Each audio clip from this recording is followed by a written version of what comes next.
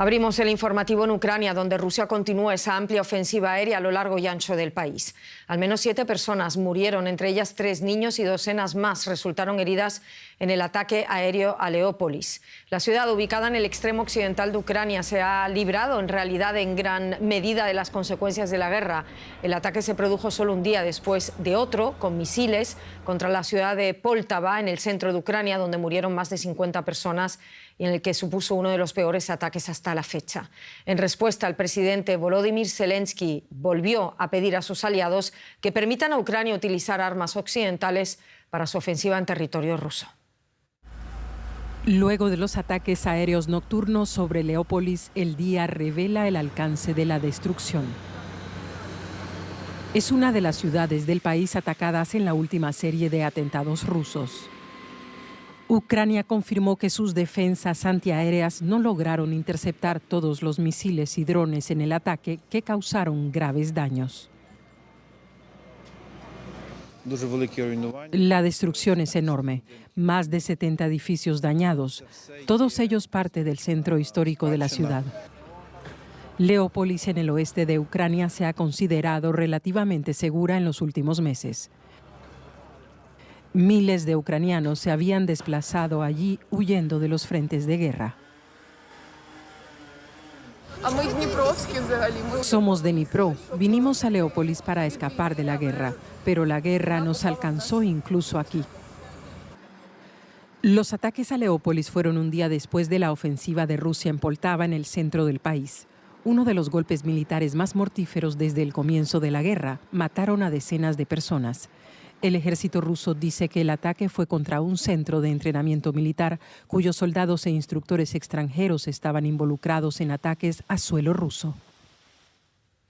Seguimos en Ucrania porque el ministro de Exteriores, Dmytro Kuleba, presentó su renuncia. Es uno de los rostros más conocidos de Ucrania en la escena internacional. Forma parte de un reajuste más amplio que, según el presidente Zelensky, será clave para que el país se enfrente a otro invierno asediado por el ejército ruso.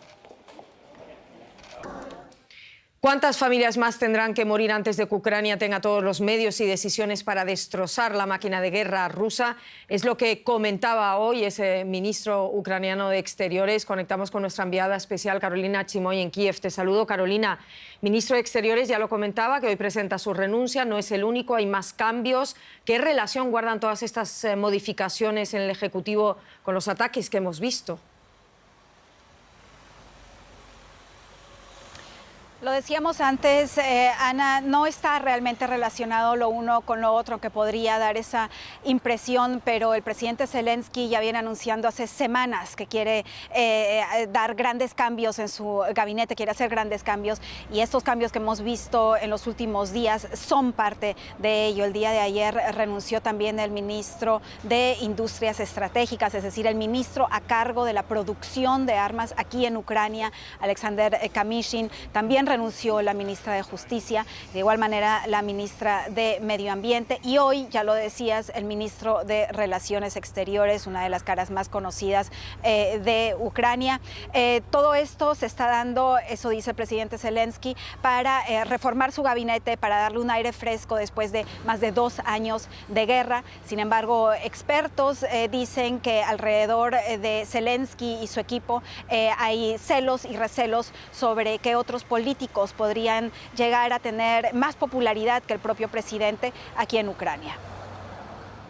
Vámonos a ese frente, o varios que los hay. Algunos analistas, Carolina, consideran que esa operación ucraniana en territorio ruso, en Kursk, está debilitando el inestable frente ucraniano, que las defensas están bajo una presión cada vez mayor. Hemos visto esos devastadores ataques de los últimos días. ¿Qué reacciones me puedes comentar tú sobre todo esto desde Ucrania?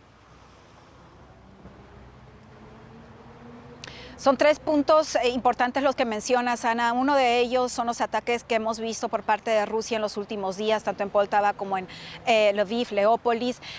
Son ataques sumamente sangrientos, ataques que no se veían hace mucho tiempo, sobre todo el de Leópolis, encontrándose esta ciudad en una parte de Ucrania que no estaba siendo tan atacada en los últimos meses. Es más que todo el este de Ucrania, donde estábamos viendo los ataques y las batallas. Y es ahí también, en la región del Donbass, donde las tropas rusas están avanzando cada vez más. Una de las ciudades que corre peligro es Pokrovsk, es una ciudad que está siendo evacuada, ahora solamente se encuentran 20.000 habitantes ahí, se está evacuando a personas de esa pequeña ciudad cada día, entre ellos 1.000 niños aún en esa ciudad. Se teme que esa podría ser la siguiente ciudad que las tropas rusas puedan tomar. Sin embargo, las tropas ucranianas aún están defendiendo esa ciudad. Por otro lado, como bien mencionabas, en Kursk las tropas ucranianas también presentes tratando de mantener ese territorio ruso en sus manos para de esa manera, así dicen los estrategas militares, tener una ficha de negociación con los rusos en algún momento.